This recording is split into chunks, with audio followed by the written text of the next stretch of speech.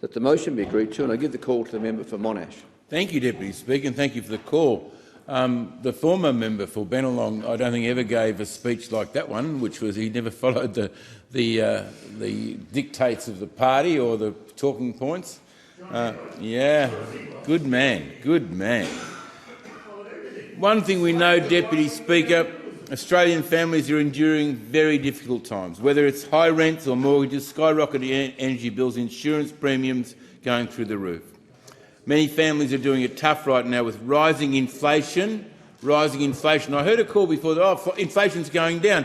Go and get a trolley full of groceries and find out if inflation's going down. And if you can find inflation's going down, you're not doing the shopping. That's what's happening. You're not doing the shopping. You're not seeing the price that families are paying. The member for Moreton should never restrain himself. I really appreciate his input. I don't want to cross across you, Deputy Chair, but I enjoy the member for Moreton. He's been a great contributor to the parliament, and he's prepared to stand up and talk about the real issues that are affecting families every day in Moreton, as I do in Monash. I mean, a tub of yoghurt, for instance, used to be about $5. Last week it was 10. What's going on? Now, I don't think that's supermarket gouging. I don't know what that is. But you can't have a 100% increase in something.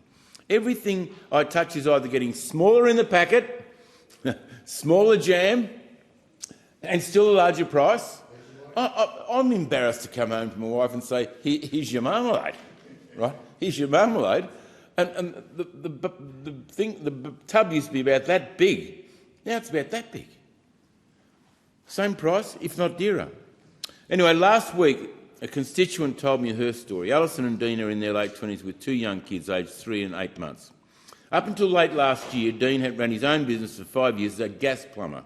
No longer in Victoria, but when the Victorian government brought in new legislative changes that meant gas could not be installed in new homes as of January 24, Dean's out of a job along with thousands of other people. And just like that, had to close his business. That's 5 years of hard work down the drain. Alison planned to have 8 full months of maternity leave after giving birth to her second child July last year. However, due to their financial situation, including the uncertainty of Dean having to find a new job, Alison had to return to work months earlier than expected. The couple now pay $260 a week for their 2 children to attend childcare 3 days a week. Alison told me there have been weeks where their bank account has been in minus and they have had to wait until payday to be able to pay council rates and insurances, and she's not on her own there, I can tell you. Deputy Speaker, this is because they prioritise their mortgage, childcare fees and ensuring their children are fed before anything else. To add to this, every time their account is in minus, their bank charges them a fee of between $5 and $10. At the moment, they are living paycheck to paycheck, as at the end of the week, after taking into account the bills and the mortgage, there is not much left to spend, let alone save for a rainy day. A recent report from the Brotherhood of St Lawrence quite rightly found that people experiencing poverty and job insecurity are increasingly unable to budget their way out of financial crisis. I know a family that's resident to go to the doctor because they can't afford the out-of-pocket costs. This is disgraceful in a country like ours. Taking your child to the doctor is not discretionary. In fact, apparently more than 1.2 million Australians, and they would have been in Tasmania too, did not go and see a GP during 2022-23 because of the cost. This is twice as many as compared to 21-22.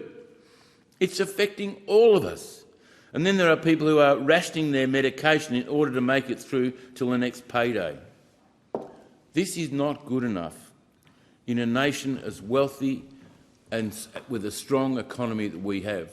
Governments really need to redirect their priorities towards those that are doing the toughest in Australia, towards those who are living independently or lonely. We have a responsibility to those who are least able to look after themselves in this country. I haven't stopped since I came into this place addressing those that need the most help. And right now, this country is facing a crisis of people who need direct help, and we've got to find ways to give it to them. Thank you, Deputy Speaker.